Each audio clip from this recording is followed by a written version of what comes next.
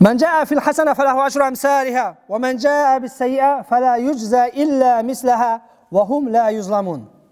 Allah Taala An'am suresinin 160. ayetinde kimde kim bir жақсылық менен келсе Allah Taala 10 жақсылық кылып кайтарат. Ал эми kimde kim bir günөө менен келе турган болсо fala yujza illa mislaha, ошол günөөдөй гана günөө берилет дейт.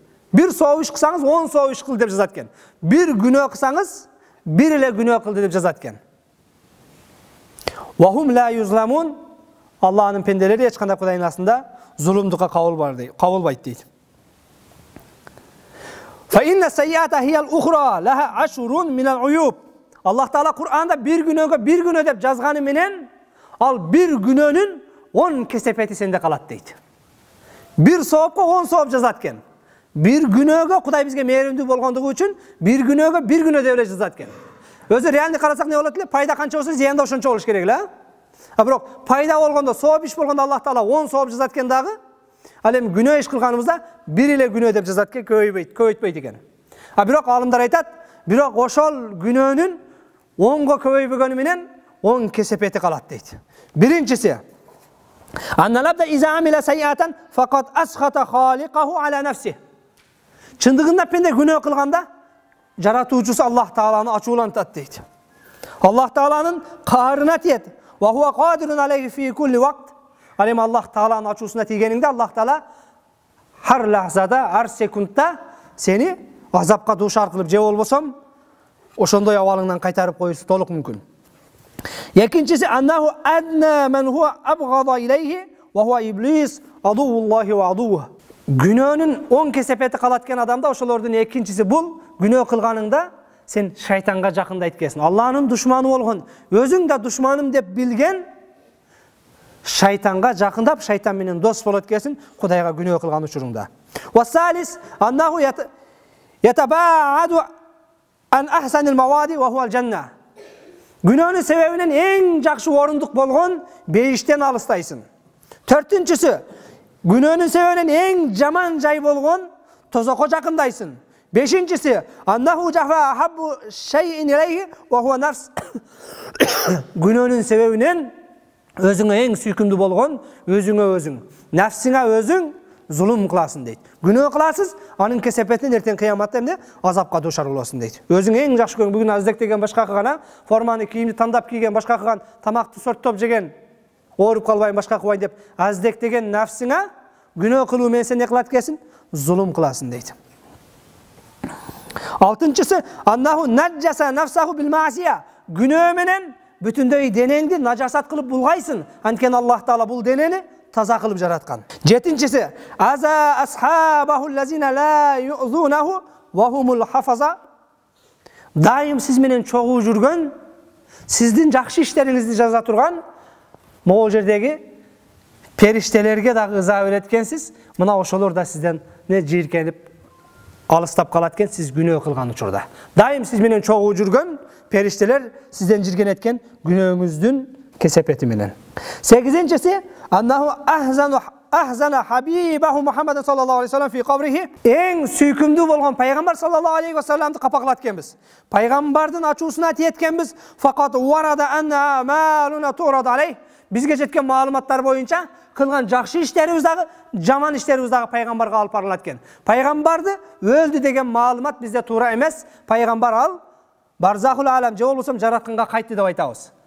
Biz бүгүнкү күндө кылган соо иштерибиз азыр мисалы үчүн я Мухаммад сенин шумкар деген үммөтүң мечитте адамдарга, татарлыктарга сенин дааватыңды жеткирип атат дейт экен.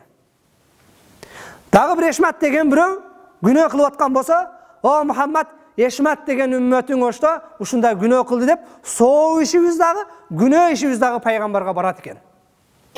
Biz мына ошол пайгамбарды кыяматта пайгамбарга жолукпастан туруп, азыр бүгүн мына 7 октябрь, 8 октябрь күндөрү пайгамбарга ошол биздин күнөөбүздүн себебинен пайгамбарды жиркентип капа кылып атыппыз. Демек, өзүбүздү колго алып, бул күнөөлөрдөн кайтышыбыз керек экен. 9-нчысы анналарда вал макан ва заман яшхадуна алейхи би маасиятихи. Жер, асман, макан, мечит, мына биздин мечит. Ва заман, учур, убакыт, азыркы сааттар. 1 менен 2'nin ортосу. Бардыгы яшадун алейхи би маасиятихи, кылган күнөөсүнө күбө болот дейт. Кыяматта айтат экен бул мешит менин ичиме кирип алып күнөө кылган, мешиттин ичине кирип алып сөгүнгөн, гыйбат кылган деп. Же болбосом мен жака келип туруп уурулук кылган, мен жака келип зына кылган деп ошол кай жерде күнөө кылган болсоң, ошол жерлер, ошол убакыттар, ошол секундтар кыяматта сенин пайдаңа же зыяныңа күбөлүк өтөт экен. Вализалика факат азахум ва ахзанахум, ошондуктан асман жер бардыгы күнөө кылганыңызда кайгырат экен. Кээ бир салих пенделер дүнөө менен кош айтышканда асман жер ыйлайт дейт. О Раббим, бул пендең менин үстүндө жүргөндө ушунча соо иш кылды эле. Бүгүн мунун жанын алып койдуң, соо иштери токтоп калды деп, ыймандуу адамдар өткөндө, жакшы адамдар өткөндө асман жер ыйлайт экен. Ал эми кээ бир инсандар өткөндө асман жер аябай кубанат экен. Алхамдулилlah ушунан кутулдук деп. 10-чусу күнөөнүн, бир күнөө кылсак Аллах бир күнөө деп жазганы менен бирок анын 10 балеси калат дедик. Мына ошол 10-чусу аннаху ханал халка ажма лианнаху бимаасияти ямнаул катра минас сама. Күнөө кылганыңыздын берекет кесепети менен бүтүндөй махлуктарга ыза берген, кыянат кылган болот экенсиз. Анткени жерде бир пенде күнөө кылса, ошонун себебинен Аллах Таала асмандан бир тамчы да жамгыр бербей коет дейт. Чындыгында кээ бир күнөөлөр бар. Ал күнөөлөрдү кылган инсан үчүн Аллах Таала асмандан бир тамчы жамгыр түшүрбөй коюш керек эле. Пайгамбар хадисинде ал күнөөлөрдү санапта өтөт. Кайсы бир коомдо арак ачык сатылынса, зына ачык болсо, кайсы жерде кайсы адресте канча адам бар.